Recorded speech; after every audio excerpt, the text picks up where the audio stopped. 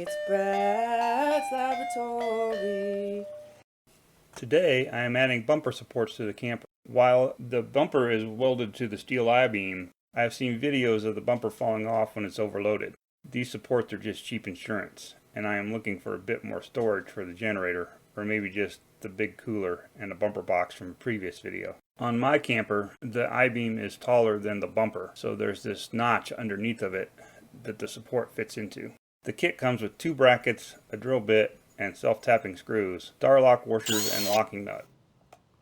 Clamp and match drill 3 holes with the provided drill bit. This takes a bit of time and effort.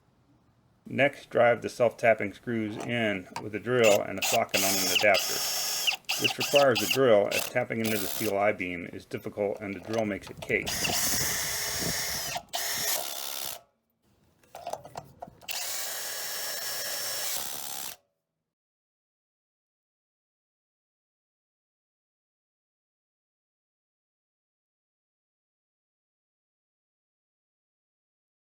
Repeat for the opposite side.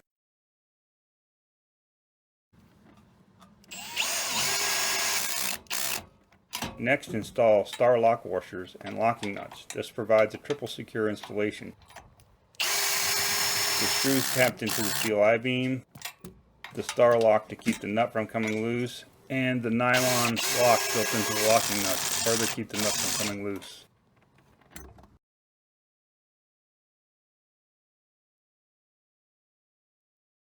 All done and ready to load up and go camping. It's Brad's Laboratory. It's kinda crazy and a little bit weird, but it's gonna be awesome sauce, 'cause it's Brad's Laboratory. It's Brad's Laboratory.